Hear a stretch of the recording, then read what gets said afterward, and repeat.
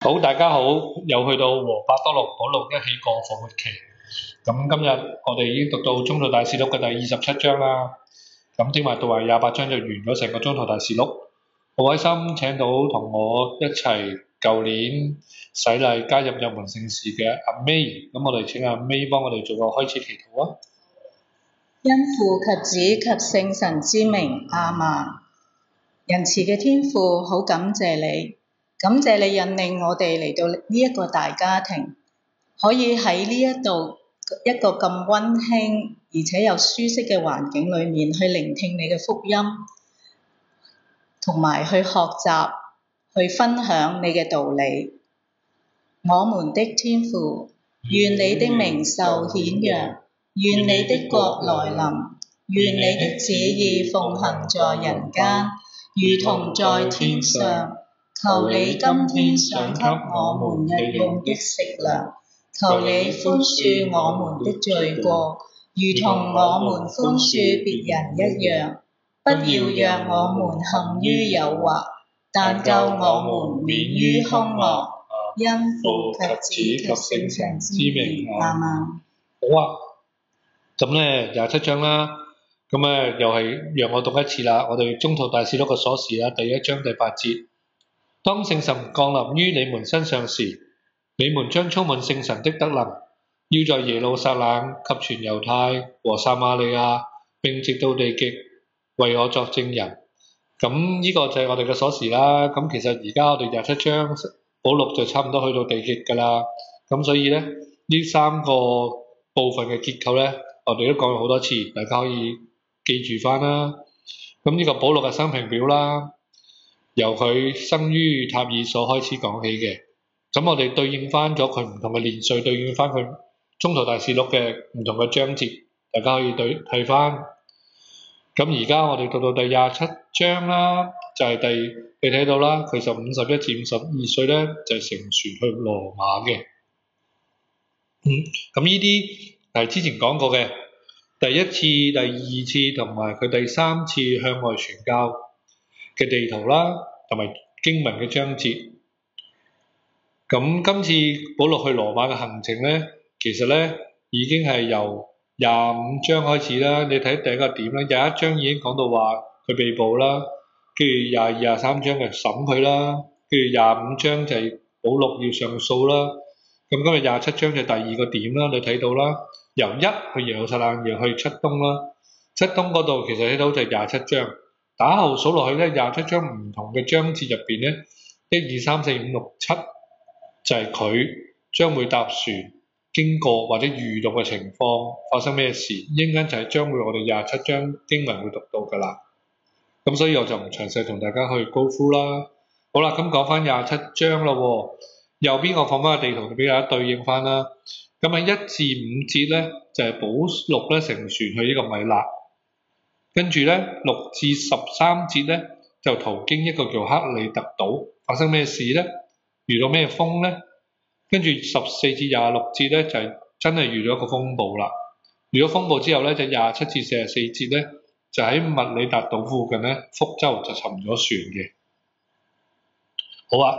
咁佢首先咧乘船去米勒啦，咁米勒其實係一個咩嘅咧？其實咧亞德勒米特市呢個米斯亞一個港口啊，位於愛琴海嘅東北岸㗎。其實喺特納柯以南兩地相距不遠。保祿咧就喺乘呢隻船從嗰度開過嚟，極可能係一個挨岸行駛嘅船嚟嘅。沿途咧都喺唔同嘅港口度停留。因為嗰時候你除咗行路就靠搭船咯，咁所以呢個就係可能係即係成日來往喺沿岸行嘅船嚟嘅，所以後邊中間嘅章節會提到佢係需要換船嘅喎。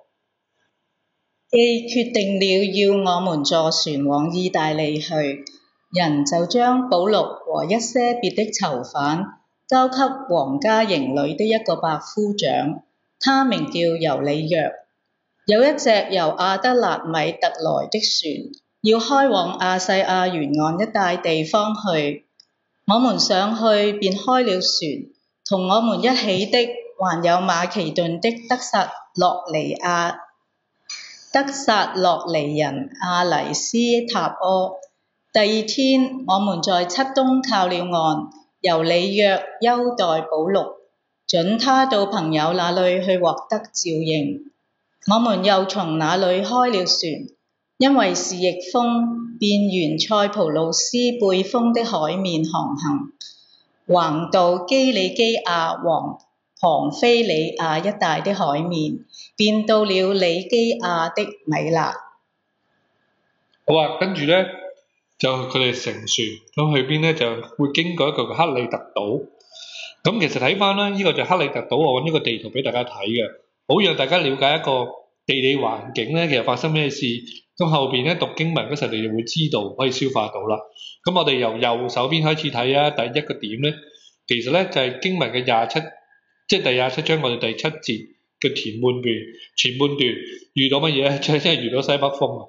佢遇到西北風啊嘛，咁隻船咧唯有好似第二個點啦，講到啦，就係跟住就講第7節講啦，佢要經過呢個薩爾摩納沿岸咁駛，去到第3點，你睇到啦，佢就沿住，因為佢要避過嗰啲西北風嘛，咁唯有嘅方法就沿住岸咯，沿住岸嚟行駛啦，就係27章第8a 節啦。咁發覺咧，跟住咧慢慢咧其實沿住岸行咧，其實有個港口噶，個港口咧叫良港，其實咧就喺個拉薩亞城嗰度嘅。好啦，咁原本諗住一路沿住圍住呢個克里特島啊，即係等於我哋搭嗰啲離島線一樣啫嘛，去平洲長洲，佢沿住諗住經過埋向上紅色線咧去腓尼斯，即係 Phoenix 嗰度嘅。因為佢根本其實沿住過咗呢個島之後，其實佢要去羅馬噶嘛，羅馬係而家幅地圖嘅左上角嚟噶嘛。但係發生咩事咧？你見到有個好大嘅箭嘴啊，就係第6點嗰度啦，就係有個 North East Wind，咁咧好大風吹埋嚟。點解好大風吹到佢去咗第2度咧？你睇翻成個島咧，兩邊三邊咧都有唔同嘅山嘅。其實啲風咧，海風經過兩個山嘅山合吹出嚟咧，隻船咧就令到咁強風咧，令到佢去唔到腓尼斯 Phoenix 啦，咁就會途經咗一個叫克魯達小島啊 Corda， 你睇到呢個就係一陣間27章14至16節會讀到嘅。咁所以咧，首先咧俾大家了解一個地理環境，其實所有嘢都係有個原因。原來因為個風，佢先至避咗個西北風沿岸行，咁點知啲風咧強到咧轉咗隻東 east， 即係 North East Wind， 兩個山中間出嚟，咁佢咪去唔到 Phoenix 咯，唯有去咗個小島度啦。咁咧，所以呢個咧其實有講到㗎，經文入邊咧有講到啊，喺呢個時候咧航行咧係危險㗎，因為咧其實即係等於我哋出海打魚都係休漁期，咁當然呢個餵魚啦，但係呢個係為咗颱風啊避開咗，喺適當時候先行海嘅，咁呢個就係其中一啲補充喺個紅色字，大家可以慢慢去研究翻佢嘅。百夫長在那裏找到一隻由亞歷山大里亞來要開往意大利的船，便叫我們上了那船。我們1連多日緩慢行，僅到了克尼多對面，因為風阻止我們就靠着克里特背風的海面，在薩爾摩納旁邊航行。我們沿岸而行，方才來到一個名叫良港的地方，拉薩雅城就在附近。歷時既久，航海已很危險，因為禁食節已過了。保祿就勸告他們說：諸位同仁，我看這次航行不但貨物和船，就是連我們的性命也將要遭受災害和重大的損失。可是百夫長聆信從舵手和船主，不聽保祿所說的話，又因為這港口不適於過冬，大多數人便提議由這裏開船，或者能到腓尼斯去過冬。腓尼斯是克里特的一個港口，面朝西南和西北。那時南風徐徐吹來，大家以為對目的地已有了把握，就啟錨沿着克里特航行。好啊，咁跟住咧，佢哋諗住保羅其實有警告咗佢哋嘅，但係佢哋唔聽講啦。咁繼續咧係聽，即係百夫長嘅寧願聽個舵手同船主。咁遇到咩事咧？咁即係遇到個風暴啦。咁遇到風暴咧，其實遇到風暴咧，頭先講咗啦，我哋講咗話有個叫做克里特島啦，其實仲有一個小島叫克勞達小島，其實好近嘅。咁其實嗰時候有可能咧，佢哋為咗又驚咧撞咗落去下低叫做敘爾提前灘。你睇到敘爾提前灘，你睇到我都特登俾個地圖俾大家睇翻。如果吹到落去咧，其實好近埃及啊嗰邊嘅啦已經。咁同佢想羅馬喺上面北上面咧，其實完全唔同方向嘅，所以咧呢個都幾論盡㗎。可是過了不久，有一種稱為東北風的颶風向島上衝來，船被颶風捲去，不能頂風而行。我們只好任風漂流。當我們貼着一個名叫克勞達小島的背風處疾駛時，才能將小艇把持住。水手們把小艇拉上來，用纜索把船綁好，又怕撞在敘爾提前灘上，便落下船具，這樣任船飄蕩。我們被風浪顛簸得太厲害，第二天他們便將貨物拋去，第三天他們又親手把船上的用具也拋棄了。好多天看不見太陽，看不見星辰，狂暴的風仍不見少。從此我們獲救嘅希望全都消失了。眾人好久已沒有吃飯，保祿便站在他們中間說：諸位同仁，你們本該聽我的話，不該從克里特開船，而遭受這場災害和損失。雖然如此，我現在仍勸你們放心，因為除這隻船外，你們中沒有一個會喪命的。因為我所歸屬和所侍奉的天主的使者，今夜曾顯現給我，說：保祿，不要害怕，你必要站在凱撒面前。看，一切和你同船的人，天主都已賜給你了。因此，諸位同仁，請放心好了，因為我信天主對我怎樣說，也必怎樣成就。不過，我們必要擱淺在一個島上。好的，咁擱淺咗一個咩島咧？就擱淺在一個叫做密里達島啦。咁其實睇翻咧，呢個密里達島咧，你睇翻個地圖啊，其實佢原本我哋頭先講啊嘛，佢係去咗差唔多去咗一個 Corda 一個小島度啊嘛，佢避免佢擱淺咗下低，差唔多非洲嘅淺灘，咁就去咗呢個密里達島嘅。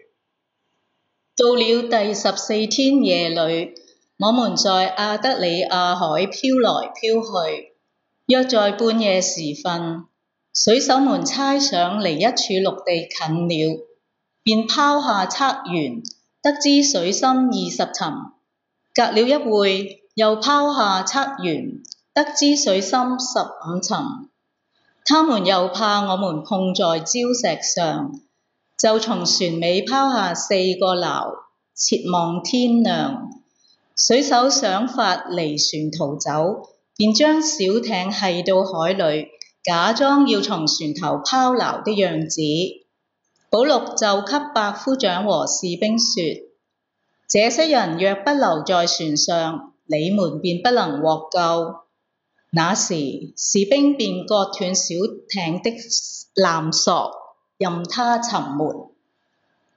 從那時直到天亮，保祿一直勸眾人用飯，說：你們一直忍飢期待，沒有吃什麼，到今天已是第14天了。所以我勸你們用飯，這與你們獲救有關，因為連你們頭上的頭髮也不會失掉一根。保祿說了這話，便拿起餅來，在眾人前感謝了天主，然後擘開，開始吃。於是眾人都放了心，也都用了飯。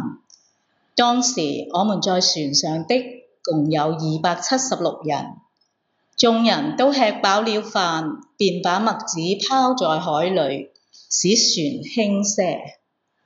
當天亮時，他們不認得那陸地，但瞥見一個有岸邊的海灣，如果可能，就願意把船駛進去。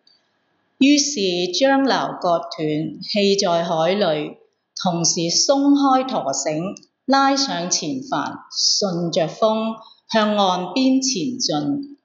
不料卻碰到一道沙灘，兩邊有海，竟將把船擱淺了，船頭陷入，膠定不動，船尾卻被浪濤猛力衝壞。